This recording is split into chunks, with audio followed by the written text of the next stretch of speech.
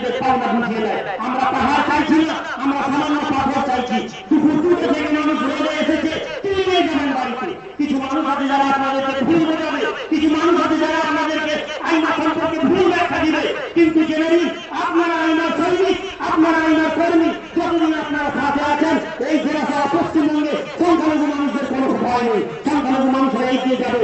এবং আইনা সংগঠনের পক্ষ থেকে আমি আরেকটি বার্তা পৌঁছে দিই যে আগামীতে আমরা কলকাতায় রাজ্য সমাবেশ করতে যাচ্ছি এই শীতকালে। আপনাদের উপস্থিতি, আপনাদের এলাকায় প্রচার আপনারা তৈরি করে রাখুন। আমরা শুধু জেলায় নয়, গোটা রাজ্যবাসীকে নিয়ে কলকাতায় দেখে দিতে পারি যে আজ আইনা কোন জায়গায় পৌঁছে গেছে। কেবলমাত্র আপনাদের সাথে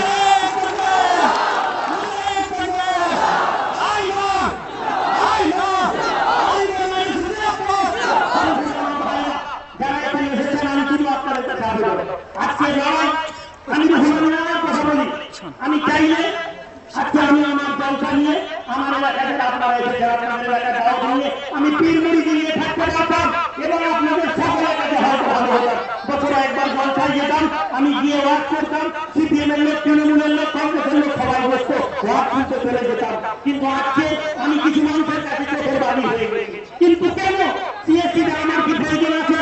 এই সিএসসিটা আমরা যে কাজ করবো যদি নেতাদের কাছে দেখানো হতো, আমি আগেই বলেছি এই মানুষদেরকে দেখি আমি নেতাদের কাছে আমার সুবিধা আমি নিয়ে নিতে পারতাম। আজকে রাজনৈতিক দলের কিছু মানুষের কাছে খারাপ হতে হচ্ছে, আজকে সমাজের কিছু মানুষের কাছে খারাপ হতে হচ্ছে, কিন্তু এই খারাপ হওয়ার পিছনে আপনারা জেনে রেখেছেন কিছু মানুষ সমালোচনা করে। কিন্তু হুজুরের দেওয়া আছে, আমি আপনাদেরকে কর্মীদেরকে যারা এখানে এসেছেন আপনাদের মেহনত বিফলে যাবে না। দুনিয়া এবং আখিরাত আমি আল্লাহর উপর ভরসা রেখে বলতে পারি যে আল্লাহ পাকের উপর ওয়াকাসুবে হাবিলিল্লাহ জামিয়া, আল্লাহর রাসূলকে আহ্বান করা হয়েছে, সেই আহ্বানের উপর ভরসা করে আপনাদেরকে বলতে পারি এই যাওয়া, এই বসা, এই মাটির চিন্তা আপনাদের বিফলে যাবে না।